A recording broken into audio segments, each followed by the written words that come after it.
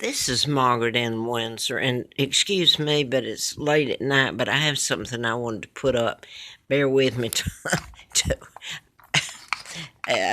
well, excuse me, you know what I'm going through here with this, so hold on just a minute. I want to finish this, and then I'm going to go to sleep.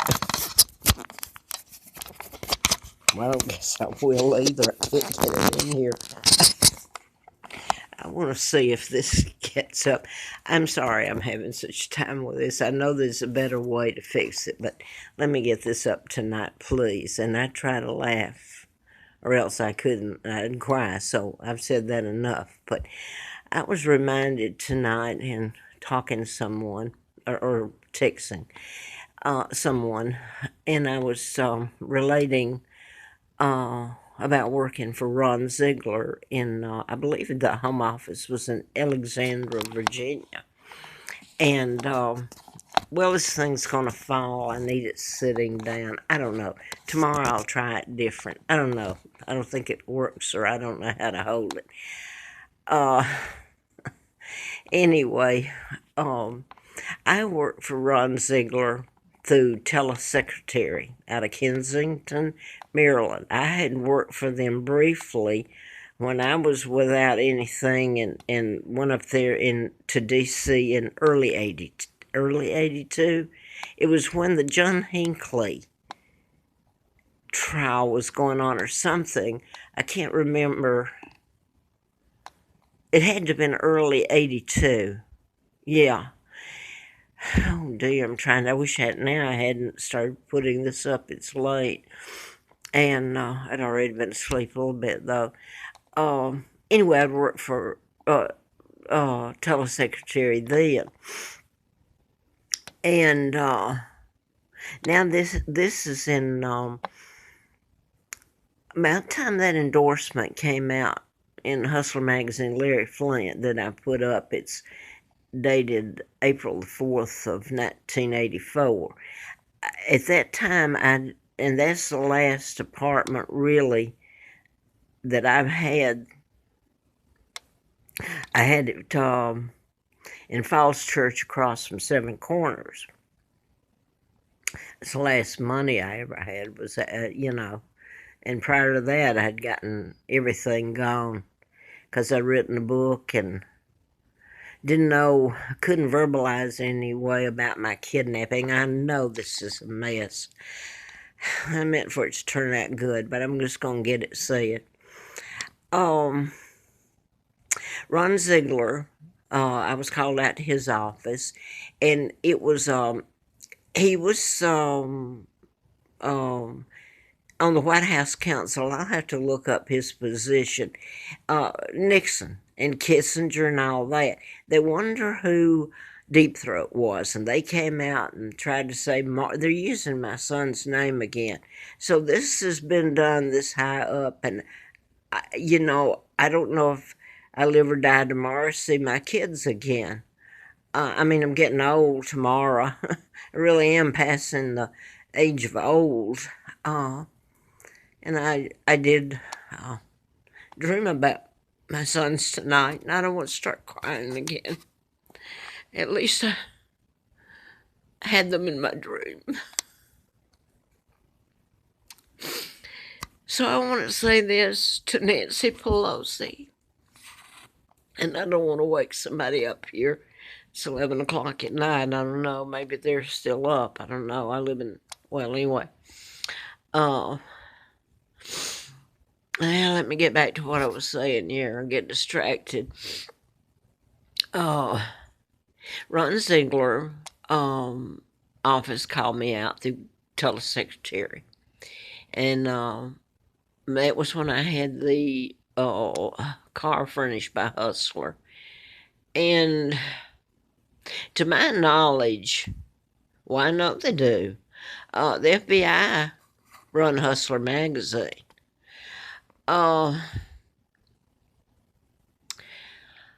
Anyway, what I wanted to say, they called. Ron Ziegler was head of the corporation. It was a trucking. It was one of the biggest, if not the biggest back then, and this was early 84, I believe. Been about January. during well, I lived up there from November the 16th till March the 3rd. So during that time period, there should be documents, either papers or um, they had to file on me, Kensington or Ron Ziegler's company. So there's got to be records or something's really gone there of my working there.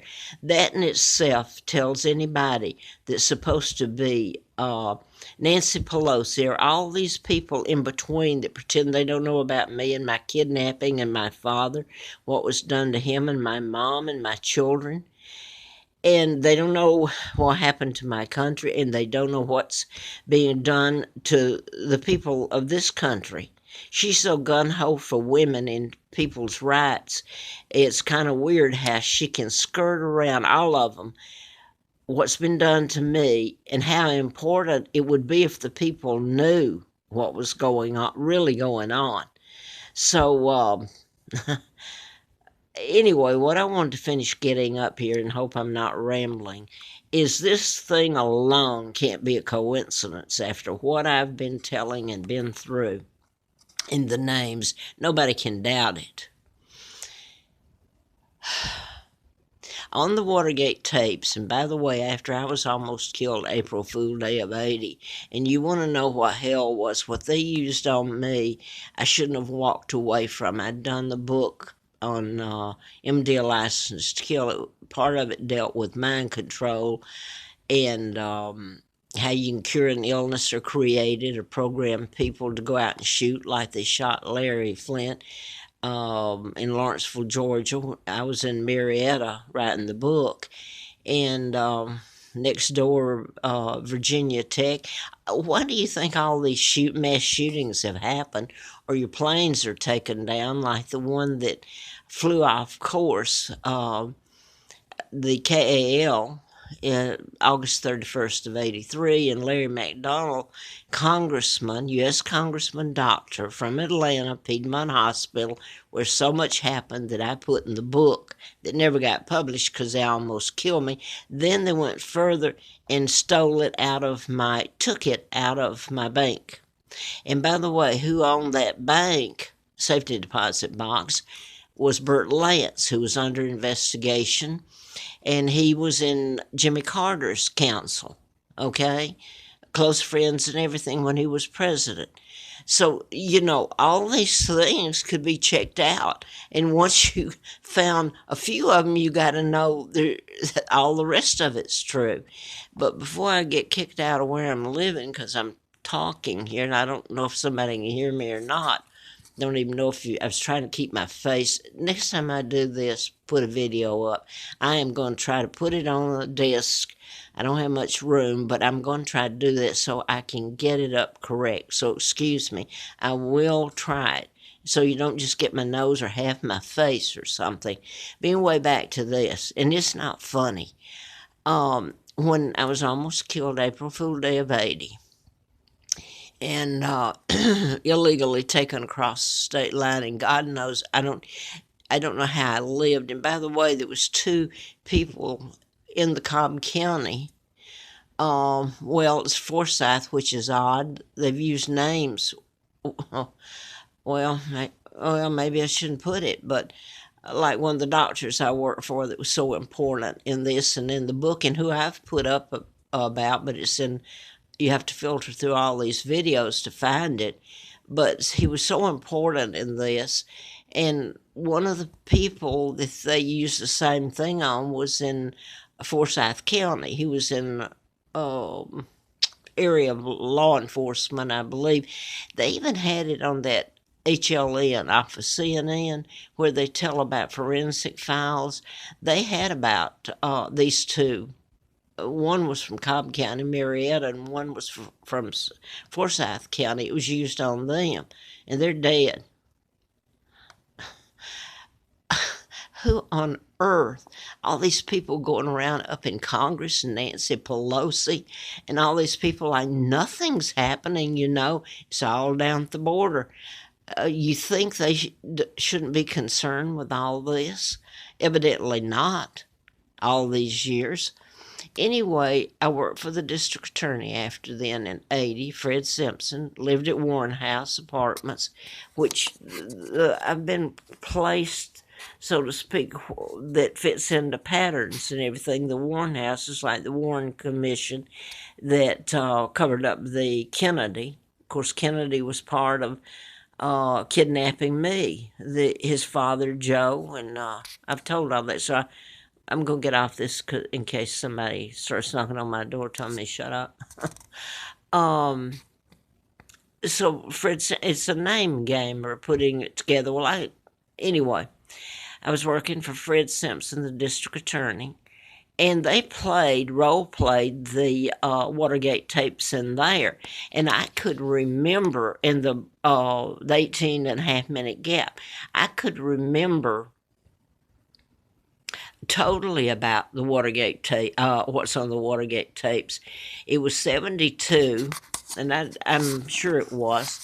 And they were subpoenaed, though, in, there's even a movie made about something, and I guess I'm rambling. I'm trying to think back then. My son was working to finish school, and he worked for a movie theater. And he bought a couple of posters. He had to pay for them. One of them was canceled. It was about the deans that were subpoenaed that worked for Nixon and Watergate hearings. And I remember one of the people that played Dean, I believe, was from Decatur, Alabama, which is near Moulton, where they took me. But anyway, I remember Mark bringing home the poster, and I knew they were telling about the hearings and the movie coming out. It never came out, as far as I know. It was shut down. Forgot who played his wife in it, but last name's Deans. And they were in the White House Council and all part of this Watergate hearings and subpoenas and everything. They subpoenaed the 18.5 minute gap was in the one subpoenaed, and it's the one, I'll go ahead and say it, that has on there where and Victor Gonzalez, who's so much a part of this, and he's still in practice. And they've turned him loose on children and grown-ups too. He was one of them. He drugged me. I knew what was going on, and it's what happened a week earlier. I mean, it's been, no wonder they don't want to tell it. It's such a hell. And if it's ever told, it needs to be told, because people of America, it affects you too. Whether you know it or not, it really does. Whether you care about me, and some of you do, I know, so bear with me. Anyway, on the Watergate tapes is Henry Kissinger, who's your Jew. He's way up at the top of the global government, your Illuminati, with your Rockefellers, Rothschilds, Bilderbergers, Kennedys, Roosevelts, and sad to say, my family, a lot of my family, are very up at the top of the Illuminati, Freemasons, which is now your United Nations. I said that, didn't I? Where Rockefeller headquarters is, and your media's controlled and everything. You want to hear somebody laid out innocent that's had things done just because of who I am and my sons and the kidnapping, and they could get away with it. And this is by those people.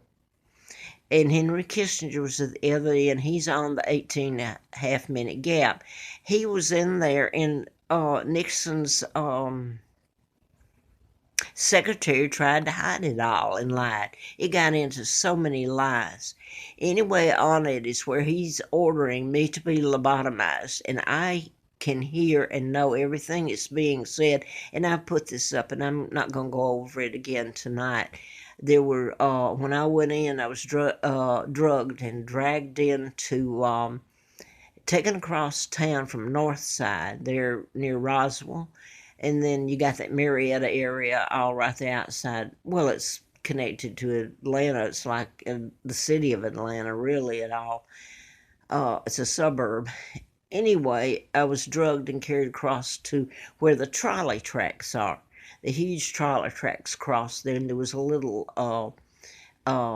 clinic, one floor clinic that I was taken to. It was still there in 1982 in December. I don't know if it's been torn down and the trolley tracks moved. I haven't been back. But anybody would know what was there. I was taken there, and I was put on a hospital bed there. I couldn't talk. I knew what was going on. I couldn't. Anyway, I put this up before because there were about six of them that they had scrubs on, like operating. I worked for doctors. I worked in the hospital, Urban Medical, when it opened. I did bookkeeping, payroll, and accounting. Uh, so I've seen it all. Well, I worked for Huntsville Clinic years ago. And then I worked for doctors in their offices. So I've been around it. And my thing was, I didn't know what they were trying to do to me. I saw them in scrubs and they were just standing there, and I thought if I can only tell them to help me. Well, I know now they weren't there to help me. There was a doctor behind me. He had the phone there. He had on I believe I'm right, he had on the scrub too, or the mask. Oh, but anyway, Gonzalez, well, he's the one that drugged me and took me there. And he's standing over me, looking up at that ugly, ugly, sick face. And I could hear what they were saying on the phone there. It was right there. The hallway's real small. And the phone was right behind me. And the phone rang, and they followed through what Kissinger required, or I would be lobotomized, lying there.